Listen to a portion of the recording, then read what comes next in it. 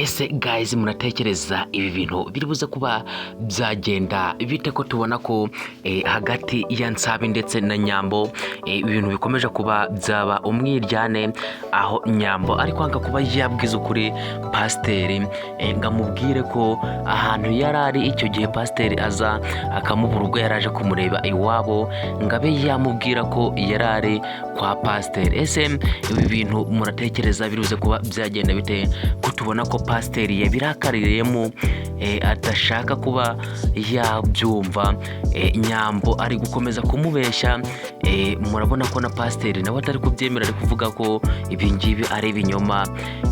Uyu Nyambo ari kumubwira ko hari umugore yari yagiye kureba w'inshuti ye yari yagiye kuba yasengera, igihe rero pasiteri yamuhamagaraga ngo bari barimo gusenga, murabyibuka pasiteri yaramuhamagaye iranga, maze Jazira we amuhamagaye birakunda, ariko pasiteri ibi ngibi ni nabyo atumva neza.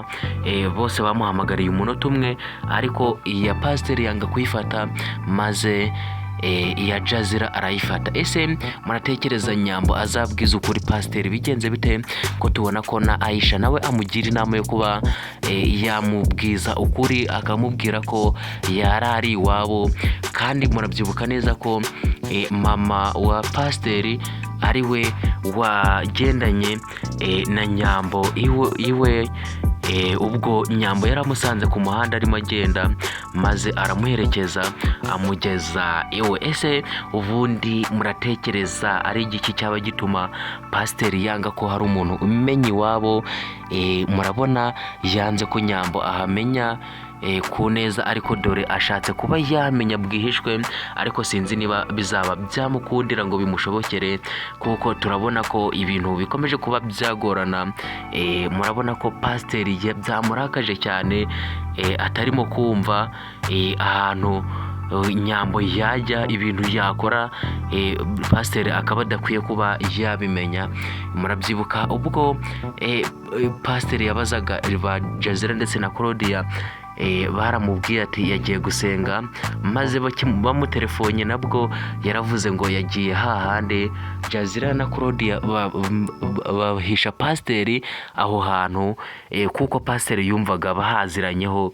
Ni nabyo byatumye arakara, biramurakaza cyane, atekereza ukuntu ari buze kuba rwose yabigenza, biramuyobera, kuko yavugaga ati ni gute Nyambo yakora ikintu atambwiye. Mwabonye ukuntu yagiye yitsibuye, ari abwira Claudia ndetse na Jazira ati niba mwanze kumbwira nta kibazo, ariko ngiye kuba nabarakarira. Ese bizaba byagenda bite guys ko tubona ibintu bikomeje kuba byagorana?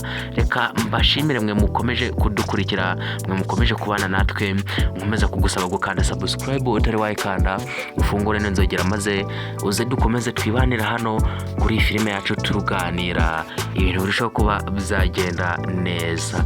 Ndabasaba kugira ngo umuntu atere comment, mutubwire uko ibintu muri kubibona, mudusangiza ibitekerezo byanyu, biba bikenewe cyane, ibintu rwose tugende dusobanukirwa akantu ko kandi, maze turushaho kugenda tumererwa neza. Ese ko mama wa Sorobayeri yarabuze tukaba tumubonye agenda mu nzira agiye kwa Teta asubiyeyo, muratekereza ari ibiki agiye kuba yakorayo, ko yavugaga ko ashaka kuba yakwica Fabiola ngabe yaruhuka mu mahoro? Muratekereza ari byo yaba agiye gukora, cyangwa reka tubitege amaso turebe ibyo yaba agiye gukora, kuko tubonye ko agiye yariye karungu ndetse yanikomeje. Ese bizaba byagenda bite? Ciao ciao.